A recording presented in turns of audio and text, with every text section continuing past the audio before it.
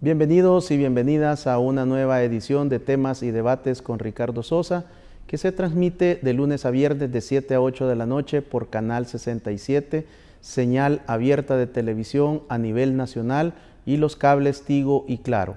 Puede también seguir nuestra transmisión en tiempo real en Facebook, Twitter y YouTube Live y, por supuesto, disfrutar de los comentarios y de los análisis de nuestros invitados posteriormente. En esta oportunidad presento a Carlos Toledo, quien es un periodista y productor de televisión, ha sido director de programas en Estados Unidos. A través del tiempo en su ejercicio periodístico ha logrado incursionar en una serie de programas, de shows televisivos, siendo un referente nacional e internacional del periodismo de investigación, de un análisis a profundidad y tocando temas que en algún momento en la década anterior nadie se arriesgaba a abordarlos de la manera como Carlos lo ha desarrollado en las diferentes plataformas que ha podido brindar su talento.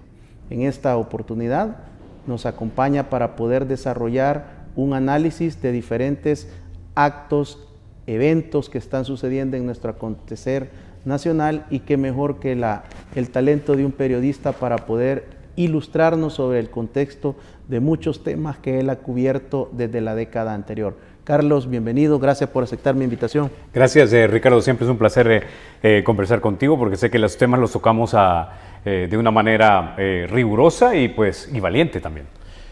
¿Cómo va el país, Carlos? ¿Cuál es tu visión desde el punto de vista del periodismo acucioso, de la investigación y de esa estándar de excelencia y de calidad que tú siempre te preparas para poder mantener informado a todos tus seguidores, a tu audiencia? Y ¿cómo analizas el gobierno del presidente Bukele al cumplirse 8 meses completos de su administración? Bueno, yo creo que el gobierno del presidente Nayib Bukele en este momento todavía sigue siendo un gobierno bastante fresco. Es un gobierno de 8 meses apenas.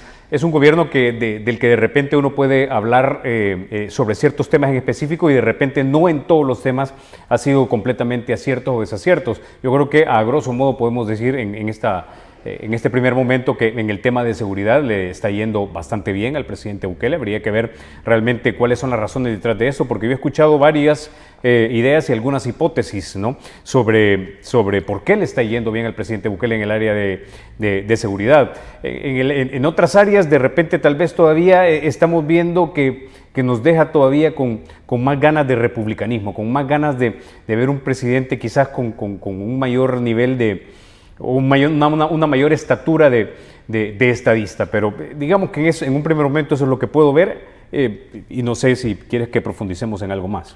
Carlos, durante tu cobertura como periodista en la década anterior, la inseguridad, el crimen y la violencia eran el factor número 1 en las encuestas de opinión. Al finalizar el año 2019, por primera vez en el presente siglo, toma un segundo lugar y es la economía, la demanda de los ciudadanos. Así es. Bueno, durante digamos la década anterior y la anterior a esta todavía también del 2000 a 2010, ¿no?, lo que nosotros pudimos ver era que básicamente no se encontraba la manera en cómo controlar, digamos, los niveles de delincuencia que se tenían, ¿no? Hoy día lo que podemos ver es que este año, este enero, y si mal no recuerdo tú también coincidiste con eso en tus análisis en tus redes sociales, es que este enero ha sido el mes con menos homicidios en este país. Todavía estamos a la espera realmente, o no sé si tú de repente ya tienes los datos, sobre si la baja en homicidios de repente va de la mano también con la baja, por ejemplo, de desaparecidos. O si de repente tenemos esa cifra negra de la que tanto hablan las personas. Es decir, que de repente la gente sí la están matando, pero de repente no la estamos encontrando. Y por eso, por rigurosidad, no puedes decir si estos desaparecidos pertenecen a cifras de homicidios o no, ¿verdad? Lo que sí podemos decir es que, obviamente, desde que el presidente Bukele asumió la presidencia en junio del año pasado, hemos visto una tendencia a la baja. O sea, todavía es muy pronto para decir realmente qué hay detrás de esta baja de homicidios, es decir, ¿realmente está funcionando el plan territorial o no? O sea, yo por lo menos como periodista no lo sé. De repente tú como académico que estudia la criminalidad en este país podrás tener una idea más clara sobre esto. Lo que yo sí te puedo decir en base a lo que he leído, lo que me han contado es, por ejemplo, que creo que el presidente Bukele, a través de esta dirección de integración o de reconstrucción del tejido social, tiene a un interlocutor que es el señor Marroquín, Carlos Marroquín, si mal no recuerdo, ¿verdad? Que tiene de alguna manera buenos contactos y sabe entenderse bastante bien con las personas que toman decisiones de repente dentro de las estructuras de las pandillas, ¿no? Entonces de repente se ha llegado a entendimientos. ¿Qué entendimientos podrán ser? Y aquí estoy hablando, estoy especulando un poco, estoy, digamos, elaborando una especie de hipótesis, que tal vez esa es la razón por la cual al haber un mejor entendimiento, digamos, sobre lo que los otros quieren, más lo que yo quiero, y encontremos un compromiso para llegar a un consenso, para de repente que tengamos un poco más de armonía social, de repente eso es lo que se ha logrado. Como te digo, periodísticamente eso no se puede comprobar en este momento. Lo único que tenemos es nada más reportes de periódicos de investigación como los de los colegas del Faro, en los que hablan precisamente del papel fundamental que jugó el señor Marroquín cuando estuvo dentro de la administración del presidente Bukele en la alcaldía municipal, en la que él básicamente lograba entendimientos para lograr que las metas políticas del alcalde, digamos políticas en el sentido amplio de la palabra, no partidarias, se lograran a la hora de gobernar el municipio. Podríamos decir que si se lo llevó nuevamente, si mal no recuerdo, él es parte de una dirección dentro del Ministerio de Gobernación, que es el ministerio que tiene, digamos, mayor territorialidad en el país, probablemente esté desempeñando un papel bastante parecido, solo que ahora a nivel nacional. Otra hipótesis que yo he escuchado también, y esto si mal no recuerdo fue de una persona que trabaja, tiene una alta posición en el Instituto de Opinión Pública de la UCA, es que probablemente, y esto es hipótesis, ¿verdad?, que las pandillas hayan tomado conciencia de que realmente mantener altos niveles de violencia no sirve para el avance de sus metas, digamos, a mediano o a largo plazo. Porque si te pones a pensar en algo, si realmente hubiera una guerra all out, como dicen los gringos, ¿no?, aquí en este país, las pandillas no van a poder derrotar al Estado.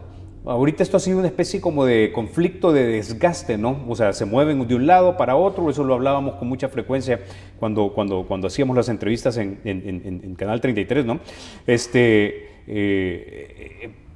Pero eso a la larga no te beneficia a vos como estructura pandilleril tampoco, pues, ¿verdad?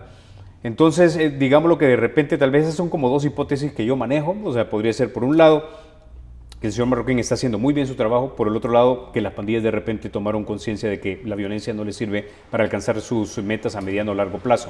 ¿Cómo maneja este académico de la UCA, ¿no? Así que, como te digo, de repente eso podría ser, no lo sé, a ciencia cierta. Como te digo, de repente tú tienes más herramientas porque tienes más estadística y más estudios sobre ese tema. Pero, digamos, partiendo de estas posibles hipótesis que tú planteas como una posible explicación fuera del contexto del Plan Control Territorial, sería atribuirle al crimen organizado y las pandillas esta reducción. Pero a mí lo que me sorprende es por qué tenemos aquí al menos dos medios de mucho respeto, de mucha trayectoria, de investigación periodística, y en 8 meses no sale ningún reportaje, ninguna entrevista que nos pueda enviar esas señales para reforzar la formulación de esta posible hipótesis, Carlos. Mira, lo que he leído, lo que he escuchado y lo que me han contado los colegas es que básicamente en este momento periodísticamente no se puede comprobar que, por ejemplo, tengamos una tregua 2.0 como algunos le han dado a llamar. Entonces no podemos arriesgarnos con rigurosidad a afirmar que eso efectivamente existe. Yo la primera hipótesis que te planteé en el caso tal vez de la efectividad del trabajo del señor Marroquín es porque eso ya se reportó y se contrastó con diferentes fuentes, ¿verdad? En ese caso sobre la administración municipal en un momento dado del ahora presidente Bukele, ¿no? Y que de repente eso es el mismo modelo que tal vez se ha trasladado ahora ya a nivel nacional a través del Poder Ejecutivo. Pero como te digo, eso es algo que, digamos, en este momento, cuando se trata del Poder Ejecutivo, no podemos comprobarlo porque no tenemos ni declaraciones, ni pruebas, ni reportes periodísticos sobre eso, ¿no? Solo tenemos, digamos, la intuición de lo que podría estar pasando, ¿no? ¿Por qué, digamos, gran sector de la prensa en El Salvador tampoco brinda como una hipótesis o posible hipótesis que realmente el plan control territorial dé resultados, sino que hay más desconfianza y mucho ruido tratando de buscar en el periodismo encontrar una posible respuesta a estas dudas de algunos sectores? Bueno, yo creo que el presidente Bukele tiene una gran ventaja ahorita cuando se trata de la manera en la que él va construyendo la narrativa en torno a los eventos principales en El Salvador, y es que goza de una altísima popularidad, un gran capital político. Yo creo que es muy aventurado quizás, o muy arriesgado quizás para buena parte de los colegas periodistas, de repente tratar de publicar algo sin el debido contraste de la información y de las fuentes y aplicando con rigurosidad el método periodístico. Entonces yo creo que en parte esa es una de las razones por las cuales tú no ves que se publique, porque nadie quiere publicar a la ligera con un presidente, digamos, que en este momento goza de mucho capital político. Bueno, yo he leído colegas en redes sociales que dicen que se sienten incluso un poco temerosos de publicar a veces, digamos, comentarios o análisis, porque siente que se les viene encima una gran cantidad de personas, ¿no? Para básicamente disminuirlos, insultarlos, humillarlos. Entonces, yo creo que en ese sentido, con un presidente, digamos, tan popular y con un capital político tan alto como el que tiene en este momento el presidente Bukele, muchos de los colegas quizás no se arriesgarían a publicar algo que no estuviera rigurosamente comprobado. Creo quizás una de las razones por las cuales muy pocas personas, digamos, que se atreven a arrojar, digamos, hipótesis o ideas que, digamos, caigan dentro del reino de la especulación. Continuemos con esa posible hipótesis. Si fuera cierto o tuviera alguna base fundamentada en la investigación periodística o de alguna rigurosidad académica, ¿a dónde quedaría el fiscal general de la República, el doctor Raúl Melara? ¿Estaría siendo cómplice? ¿Estaría desconociendo la situación? Lo cual es prácticamente casi imposible, Carlos, si la Fiscalía está en el territorio y dirige funcionalmente la investigación del crimen y del delito en El Salvador. Mira, yo creo que en ese punto, cuando se trata de la Fiscalía, y no solo hablo de este fiscal, sino de anteriores fiscales también, ¿no? Recordemos que la Fiscalía tiene aproximadamente 260 expedientes, algo así más o menos por fiscal.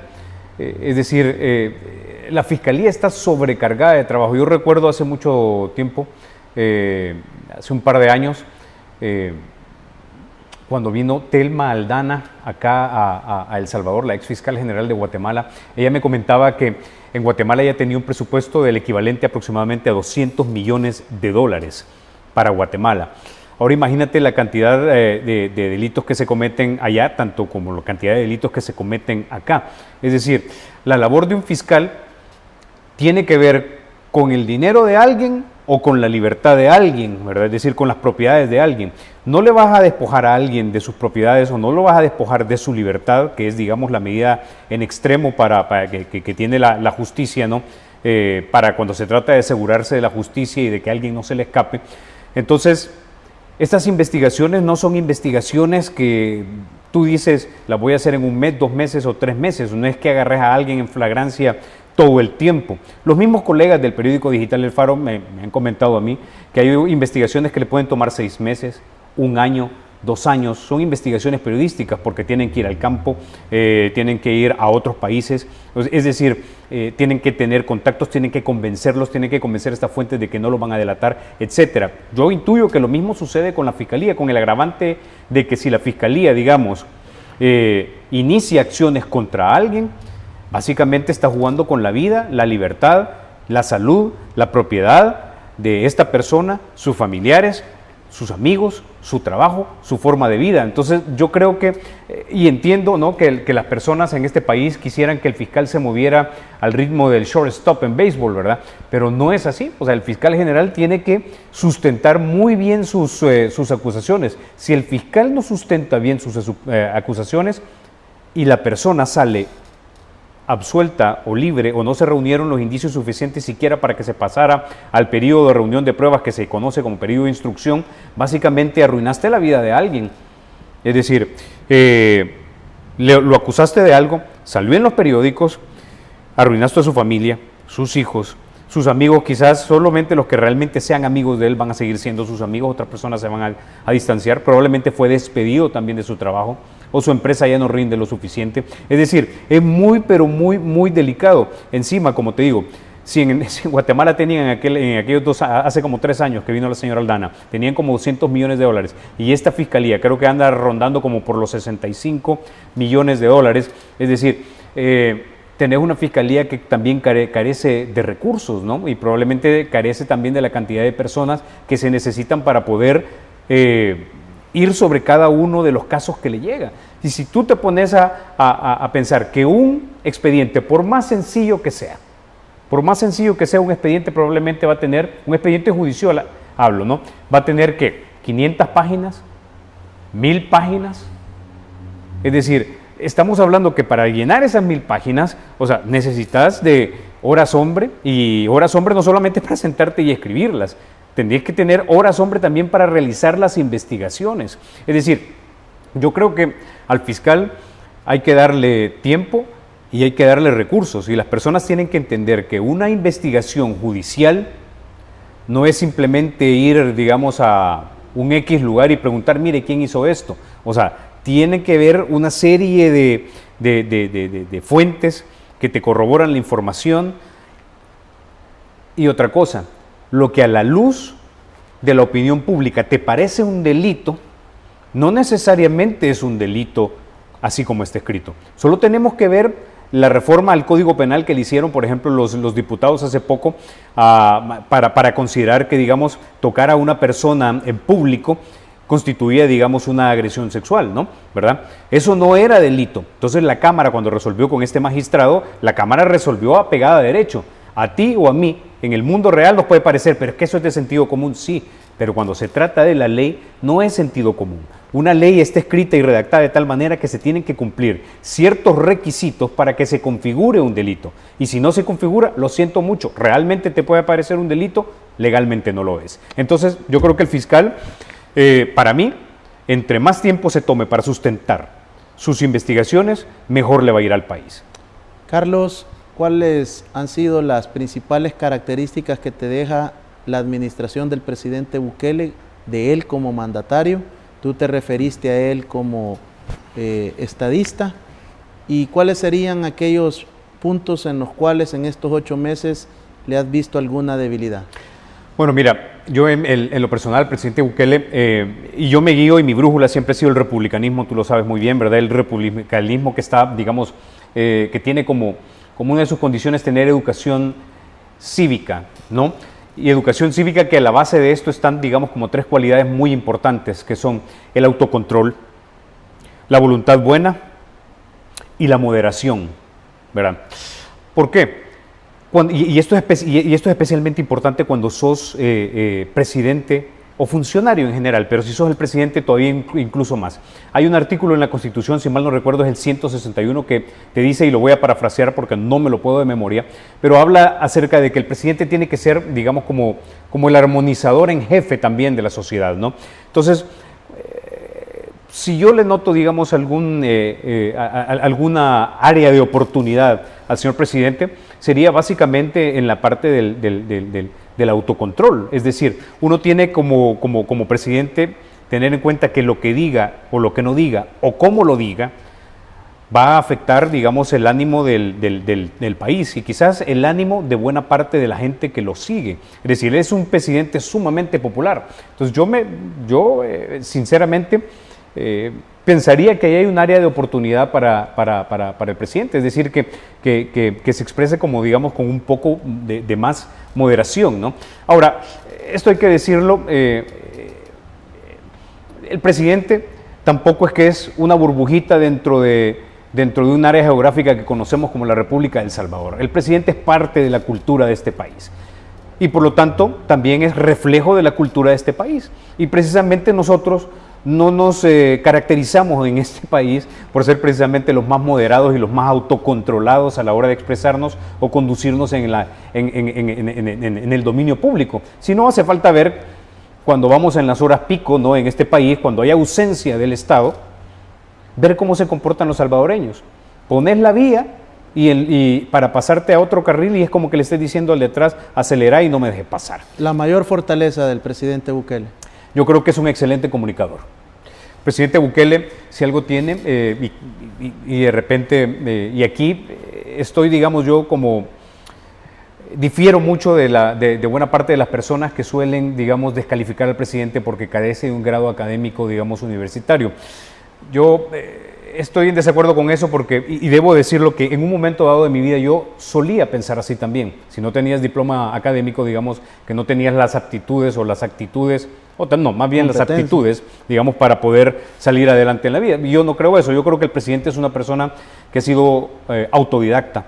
Yo tuve la oportunidad de conversar con él 2 ocasiones fuera de cámara y a mí me pareció que es un hombre muy culto, es un hombre que lee, ¿verdad? Entonces, yo consideraría que la principal virtud de él es que es un buen comunicador, que no es infalible, como te digo, porque esos exabruptos que a veces ha mostrado, digamos, son los que anteriormente te mencionaba que tienen que caer dentro de la cualidad de la educación cívica, de tener autocontrol, ¿no?, y mesura, ¿verdad? Pero al margen de eso, a mí me parece que el presidente es un hombre con una gran capacidad de comunicación. Este es el gobierno para mí de un publicista. ¿Cómo es tu evaluación en la crisis del agua?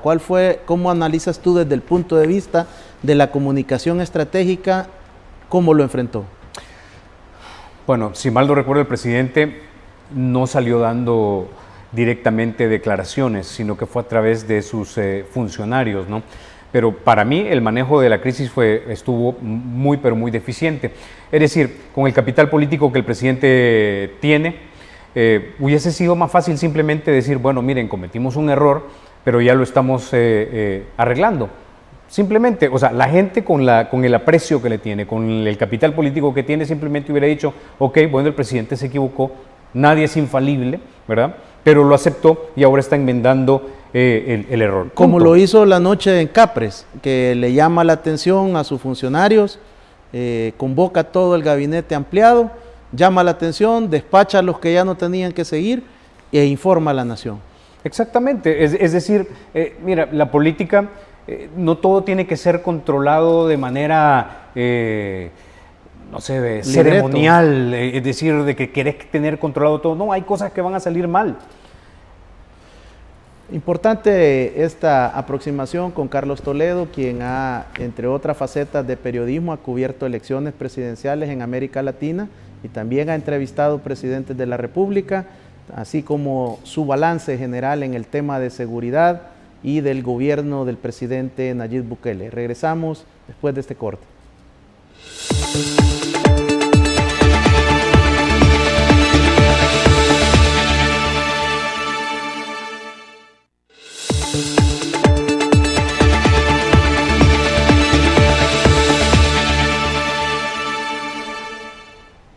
Carlos Toledo, periodista y productor de televisión, nos acompaña en esta oportunidad.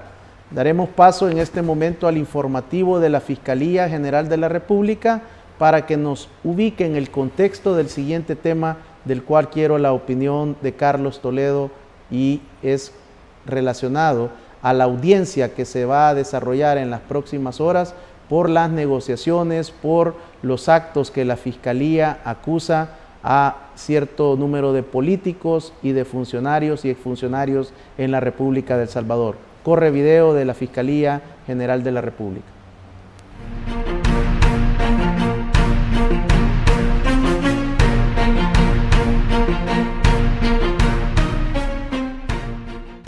Las personas que están siendo requeridas por parte de la Fiscalía General de la República son el señor Aristides Valencia, el señor Benito Lara, por parte del partido FMLN, así como también el enlace que estos utilizaron para tener comunicación con los pandilleros, que es el señor Wilson Alvarado, así como también tenemos requerido al señor Mario Mijango. Por parte del partido Arena tenemos requerido al señor Ernesto Mason, también al señor Salvador Ruano, para quien se está solicitando un sobreseimiento definitivo, pues la ley establece que al haber fallecido es una causal de extinción de la acción penal. Tenemos también al señor Aaron Richard Luers, conocido como Paolo Luers. ¿Cuáles son las medidas que están solicitando para ellos en este proceso? Se está solicitando la presentación cada 15 días a la sede judicial que corresponda.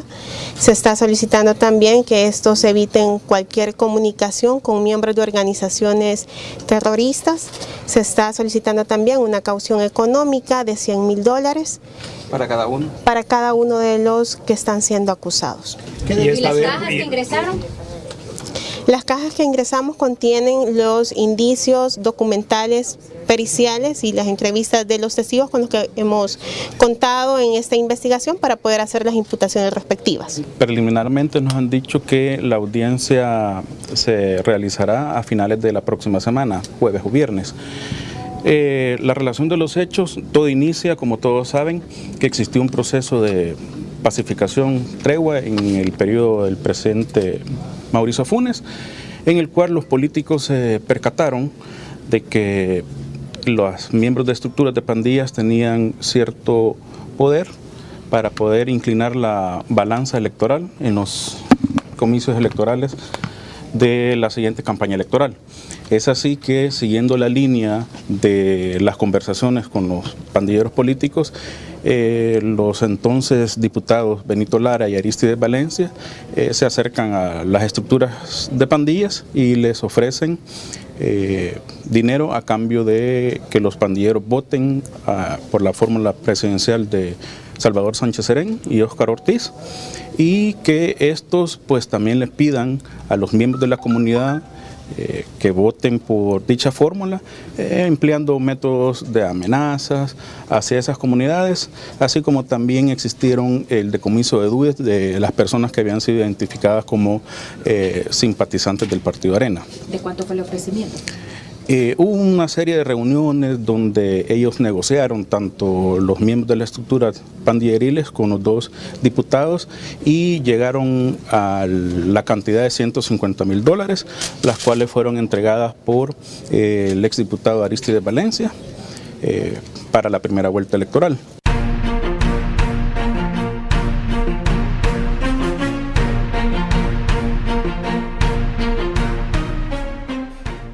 Muchas gracias a la Fiscalía General de la República por el informativo para temas y debates. En la mira, el caso de las negociaciones de políticos, de exfuncionarios y funcionarios actuales que han sido intimados en la sede judicial por fraude electoral y asociaciones ilícitas. Carlos, tú fuiste protagonista hace alrededor de 8 años presentando y exponiendo con los periodistas de El Faro, revelando lo que en aquel momento se denominó proceso de pacificación, conocido como tregua. Y a través de los diferentes programas tú desnudaste esta realidad en El Salvador, que luego lo platicamos y llegamos a una aproximación que esta era la 4ª generación de las pandillas, su vida plena política. Esto que estamos viendo 8 años después, que en aquel momento se nos tildó, se nos acusó de muchas cosas por manifestarnos y expresar una opinión, 8 años después ahora llega a sede judicial. Pero la evidencia periodística de esa técnica que tú hablas del periodismo de investigación refleja que al menos desde el año 2008 hay evidencia de videos, de audios que ponen en evidencia este tipo de casos. Claro, yo creo que las pandillas son un poder de facto. O sea, yo creo que aquí no estoy diciendo nada que la gente no sepa, ¿no? Es decir, de repente se han bajado los homicidios, pero los controles sobre las zonas siguen siendo de las pandillas. Es decir, las personas que viven en colonias que son controladas saben que los pandilleros saben quiénes son ellos, a qué horas entran, dónde viven, etcétera, ¿no? Es decir, según algunos cálculos, no sé, los pandilleros andarán entre 80.000 a 300.000 con la familia extendida, etcétera. Es un grupo social bastante grande, es un grupo que no podían obviar las autoridades. Y si mal no recuerdo, hubo acercamientos, de hecho, desde la administración del presidente Flores en el 2003, ¿no? Entonces, yo creo que y esto es algo que en algunos momentos me trajo problemas a mí con algunos políticos de los dos partidos, tanto del FMLN como de Arena, al hacer preguntas al aire acerca de que si ellos llegaban a ser electos como alcaldes municipales, que si iban a tener que, o que si estaban abiertos a conversar con estos grupos, a lo que muchos se molestaron, pero que efectivamente lo hicieron, pues, o sea, es decir, hay que ver, por ejemplo, el reporte que escribieron mis amigos, los colegas del periódico digital El Faro, cuando hablan acerca de la administración del presidente, del ahora presidente Bukele, y como él tuvo que, a través del señor Marroquín, que era el director de la reconstrucción del tejido social, tuvo que llegar, digamos, a acuerdos para poder realizar él sus proyectos municipales. Es decir, yo creo que el político que en este país diga que no tiene que hablar con estos grupos, está siendo en el mejor de los casos iluso y en el peor de los casos está queriendo engañar a las personas. Es decir, es una fuerza con la que tenés que tratar. Es decir, en el centro de San Salvador hace años también los colegas del periódico digital El Faro hablaban acerca de cómo el control del centro histórico durante la administración ya del presidente, bueno, perdón, no del presidente, del doctor Quijano, cada cuadra está dividida y cada cuadra tiene su pandillero que está básicamente en control, dirimen conflictos hasta de que la vendedora de la par o el vendedor de la par me ensucia mi puesto, ¿verdad? Hasta a quién le adjudican el puesto en cada lugar, ¿verdad? Dependiendo si tiene la mayor o menor visibilidad, de tal manera de que el que es allegado a este pandillero, que es el que de repente tiene la influencia sobre la cuadra, este vendedor pueda tener una buena posición para vender su producto. Es decir, yo creo que las pandillas son una fuerza de facto, un poder de facto con el que diga que no tiene que tratar, como te digo, en el mejor de los casos es iluso o un idealista, o de repente está queriendo engañar a las personas. Entonces, es una situación bien difícil de reconocer para una autoridad, porque básicamente le está diciendo al pueblo que lo eligió que el poder que le dio es parcial y no es un poder, digamos, casi total como uno esperaría en una democracia liberal, en donde vos elegís a tus representantes y ellos a nombre tuyo ejercen el poder. Aquí en el país hay básicamente de facto dos poderes, el poder del Estado y hay poder paralelo, un poder que de repente no lo ves a simple vista, pero que está ahí. O sea, los vendedores, vos vas y cuando hablas con ellos te dicen, miren, o sea, de repente sí, equipas el CAM, etcétera, pero yo sé que de esa esquina para allá manda tal clica, de esta esquina para acá manda otra clica, ¿no? Es decir, saben que hay poderes de facto, ¿no? Que están de repente invisibles o camuflados entre la gente, ¿verdad? Pero que el que sí lo está viviendo a diario, sí lo reconoce como una realidad, ¿no? Entonces, como te digo una vez más, creo que son poderes de facto con lo que a los políticos, les guste o no les guste, tienen que tratar. Carlos, ¿qué te dice tu olfato periodístico? ¿Qué va a suceder en la audiencia en las próximas horas? ¿Van a quedar con medidas sustitutivas?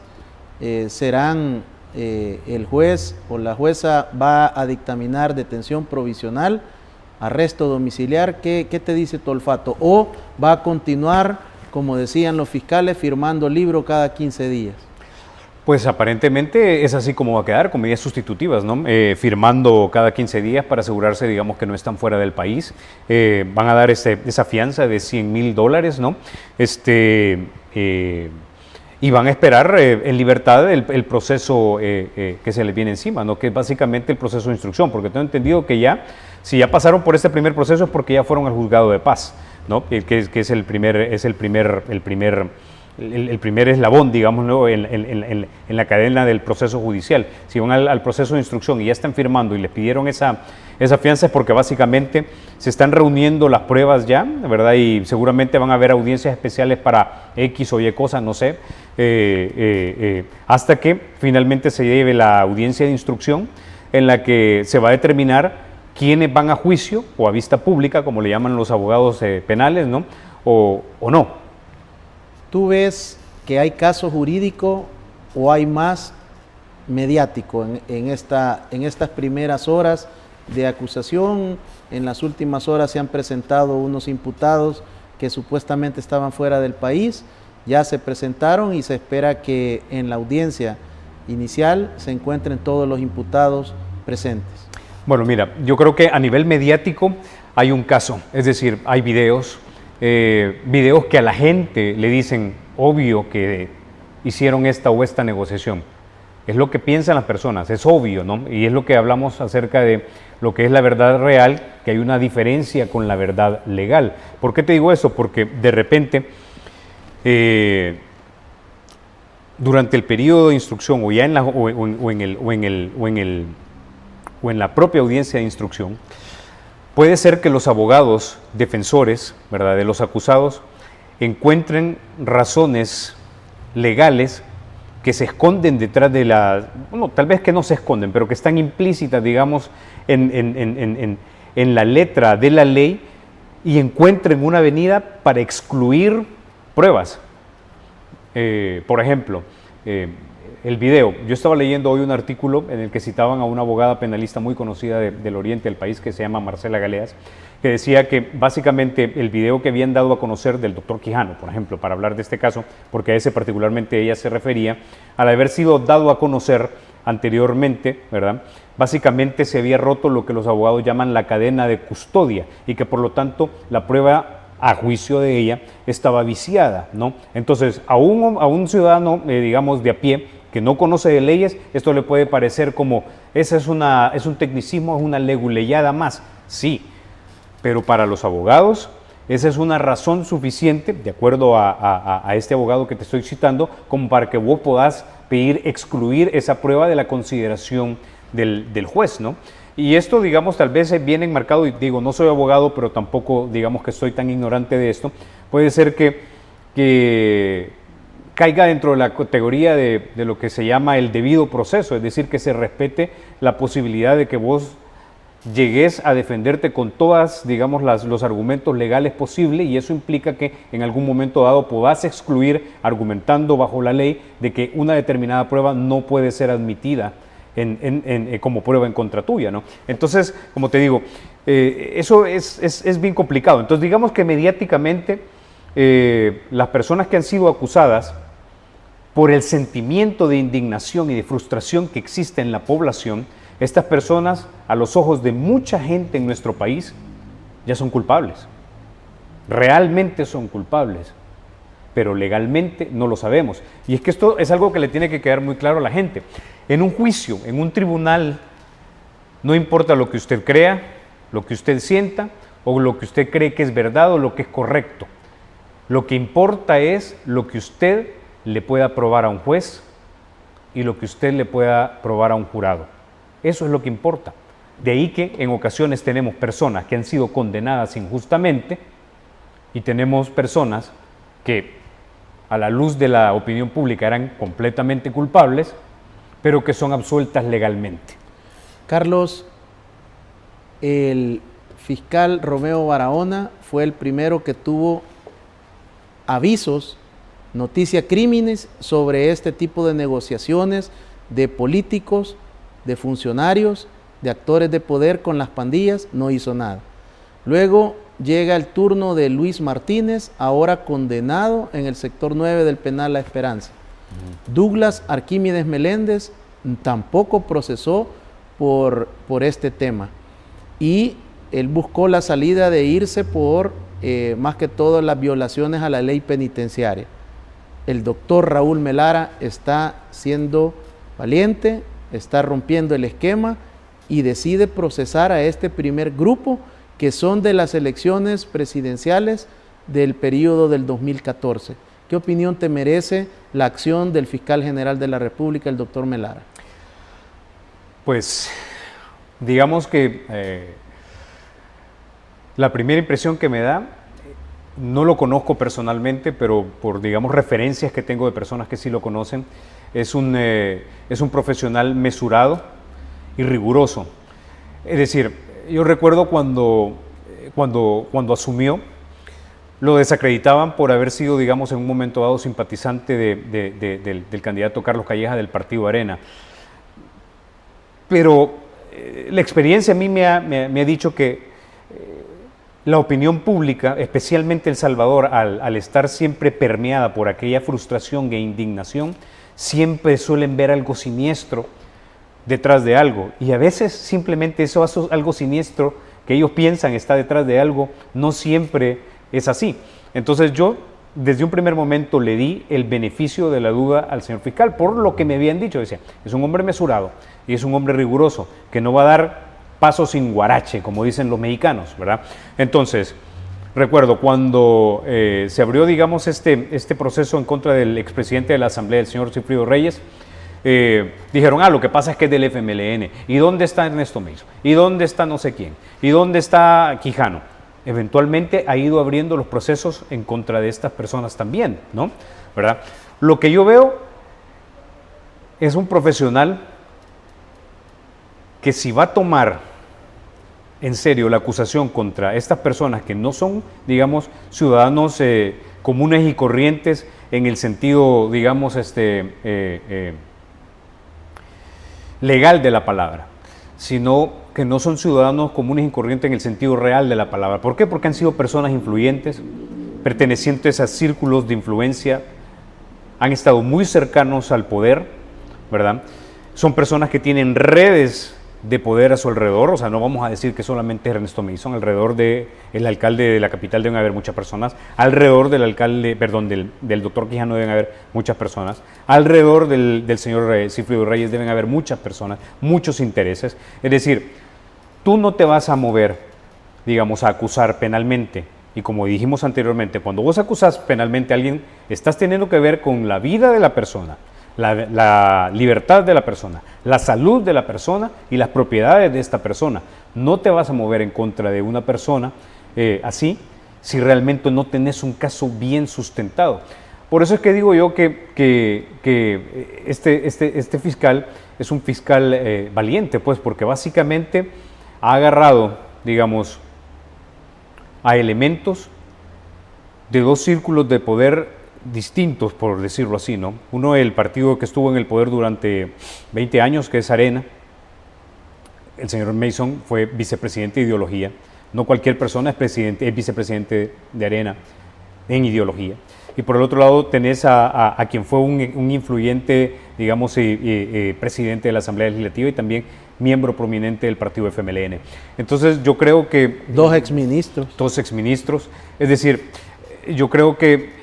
Miembros de la comisión política del FMLN. Es decir, no estás acusando a cualquier persona. Entonces yo creo que el fiscal general de la República, yo creo que ha mostrado quizás una dosis de valentía mayor a lo que hemos visto quizás en el pasado en anteriores fiscales generales. También será importante, ¿cómo ves tú el hecho de que está atacando a los dos principales partidos políticos en el momento? Por lo tanto, esa supuesta hipótesis de la falta de independencia queda derribado ese argumento. Yo creo que sí. Lo que pasa es que la gente en general aquí en El Salvador, o sea, como te digo una vez más, y lo discutimos en el segmento anterior, una investigación fiscal, así como una investigación periodística seria, no te toma 6 meses, no te toma 4 meses. Las personas pueden decir, no, pero es que ahí están las pruebas. Es que una vez más, en el mundo real eso opera. En el mundo legal eso no opera. Tenés que reunir las pruebas suficientes para que un caso no se te caiga.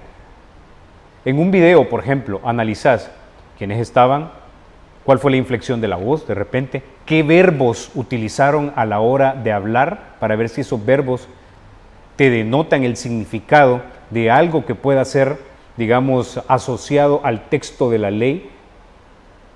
que te está estableciendo un requisito para que algo sea considerado un delito. Yo sé que esto suena bien largo, pero ojo, así hablan los abogados, así hablan los investigadores. Han sido las opiniones de Carlos Toledo en este segundo segmento sobre este caso de políticos, funcionarios y exfuncionarios involucrados en acusaciones de asociaciones ilícitas y fraude electoral. En el último segmento conoceremos la opinión de Carlos Toledo en relación a la actuación y las declaraciones del alcalde de San Salvador, quien ha expresado que existe un video que puede ser revelado si a él le pasa algo. No nos cambie.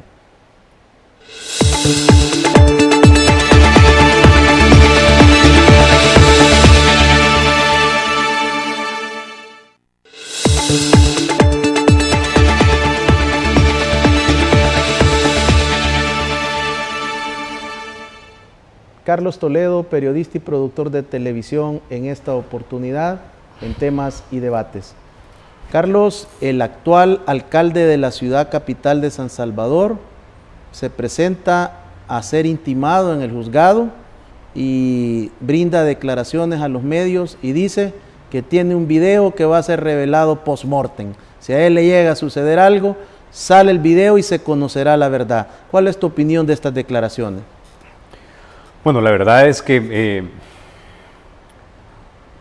no sé si efectivamente el alcalde de San Salvador, Ernesto Mason, teme por su vida y por eso fue que dijo esto. Ahora, legalmente, ¿cómo podría construirse eso? Es decir, tengo una confesión grabada, pero es una confesión que únicamente va a ser disponible a las autoridades en caso de que a mí me suceda algo.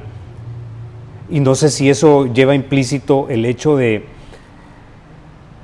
que durante el juicio entonces va a medir sus palabras y no va a contar toda la verdad. Es decir, no sé realmente cómo se puede construir eso. Yo no sé si en este país existe el cargo de obstrucción a la justicia, por ejemplo, ¿verdad? No conozco del Código Penal, pero digamos que en términos reales eso sonaría como a eso. Es decir, no voy a dejar que se conozca todo a menos que a mí me suceda algo, ¿verdad? O sea, no lo sé. Aunque él ha dicho, también, hay que decirlo por justicia, también ha declarado que durante el juicio se va a conocer toda la verdad, ¿verdad? Entonces son como dos declaraciones que tenés, que son, no sé si decir contradictorias o no sé si decir que son complementarias, no sé.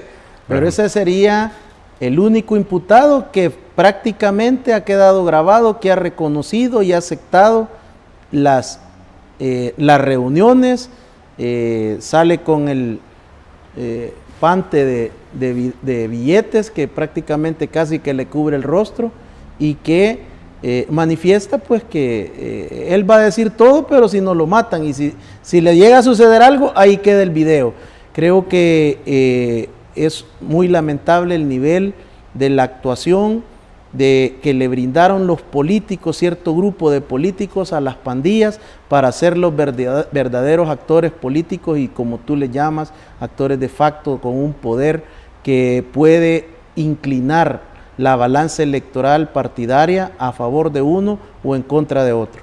Bueno, si nos atenemos a las verdades periodísticas, digamos, o los reportes periodísticos de las revistas digitales de investigación en el país, se invirtieron, bueno, no sé si se invirtieron o se dieron, mejor dicho, $350,000 para el proceso electoral de 2014. Se le dieron, si mal no recuerdo, $250,000 de parte del FMLN y se dieron $100,000 de parte del partido Arena. La pregunta es, o sea, porque esto te deja todavía más dudas, es decir, estos $350,000 eran fondos propios del partido de estos partidos, digamos, que han sido acumulados a través de la contribución voluntaria de sus afiliados, o de dónde salió este dinero. Es decir, declaraciones como esa de repente lo que hacen es despertarte todavía más preguntas, y que intuimos si es que a este proceso, digamos, no se le llega a decretar, digamos, reserva parcial o total, ¿no?